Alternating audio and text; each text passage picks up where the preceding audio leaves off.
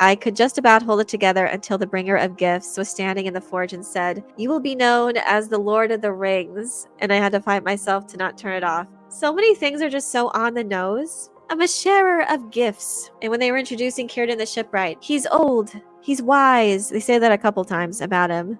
"You are old and wise." And Galadriel said, "Where would Elrond go? He would find someone old and wise." Círdan the shipwright. Moral Grey is so hot right now, like OMG.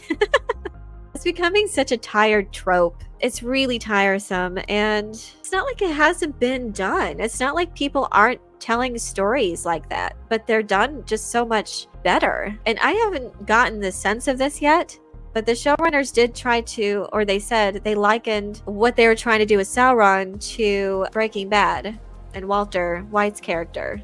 I haven't gotten that yet, which I'm actually surprised. I thought they were going to do more with them, but maybe it's later in the show. But the only thing that they kind of did or established in this is that he's kind of weak when it comes to his shape-shifting powers, and kind of diminished his power in that regard and his malevolence factor. But I don't get the arc about Walter White. I don't see that yet. I hope there's not. But the showrunners did say that. They wanted it to be like this. We're probably going to get some more of that. Of why Sauron got on this path to begin with. I don't know. This doesn't make for a good engrossing story. Not in this. And the writers and showrunners themselves aren't talented enough to convey that with any sense of nuance and with a proper respect for the source material. I'm just not getting any intelligence of how the story is being written and how the lore is being cared for. It really doesn't seem to be in keeping with a lot of the lore, but also like how characters are portrayed. Really seems all over the place. And again, we see writing today that has this like moral ambiguity that shows like a classic good character fall from grace, fall to evil. We've seen that so much. We've seen shades of gray storylines, but I've just seen it done with actual talent. And it just seems they're just relying too much on the IP itself, instead of just doing the work to tell the story itself and to make the characters' motivations believable, to make the setting, to make the storylines immersive and entertaining. Even if they're trying to do something like Walter White-esque, they're not doing that well. I'm not even getting that sense.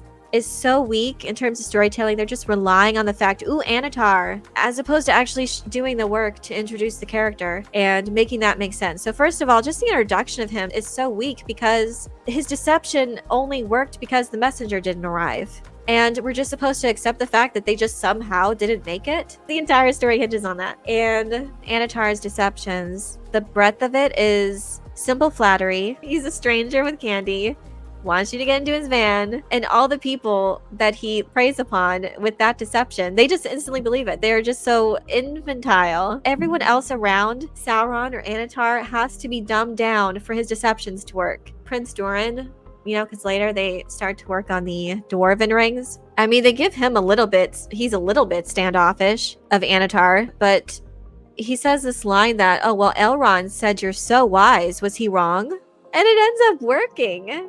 That's all I had to do. The same thing with, like, especially Celebrimbor. Galadriel said not to treat with you. Oh, well, I talked to Galadriel. She said it was okay. And I think he said something like that in the third episode, too. Well, something about Gil-galad or whatever. He said, oh, well, Gil-galad said that. Said you'd say that. It just defies logic. And again, everyone else just has to be dumb for his deceptions to work. Gotta say, I never pictured Celebrimbor as a doddering old fool. And every time I see Celebrimbor, I just think Hobbit. He just has such Hobbit energy. And he looks like one. If you didn't know he was an elf, if you just showed me this picture with no context, I would just say this is a Hobbit. Obviously, he's tall, but still. Just this picture with just his head. It just struck me. So the way we may sympathize with Walter White, that's Sauron forced into this. Yeah, I'm sure there's going to be more of that. Again, they haven't like sowed the seeds that well so far, and like because I didn't see that in the very opening image. If we were supposed to feel bad for him because the orcs rose up against him, the only thing I felt was embarrassed for him. Flopping around as a little goo monster on the side of the mountain for who knows how long. Not to mention that Sauron is already corrupted by Morgoth and evil by this point. Oh yeah, just straight up evil. They alluded to the fact that he murdered her brother, didn't they? I mean, she was just bent on revenge for Sauron, and they showed Finron's body. They showed like scars on his body, like scratches, but they don't have the rights to tell that story. But they did allude that he was the reason that he died, and like, so we should not have any sort of weird romantic inclination. It's so icky. It's so weird. And yeah, he is straight up evil. They're just telling us that he is. They're just telling us that he's evil and malevolent and master of disguise and deception. But I'm not seeing any of that. Anytime like he's on screen, he's just doing the simplest forms of flattery. And it's just so easy to turn someone's logic against them. Like, oh, well, Elrond said you were the smartest. He said you were so wise. Was he wrong? Everyone else has to be diminished so far. The way they talk about him, the way Galadriel talks about him, I'm not seeing any of that. I'm not seeing his power. I'm not seeing his manipulation. I'm not seeing like his straight up evil nature. Hey, get in my van. I've got rings.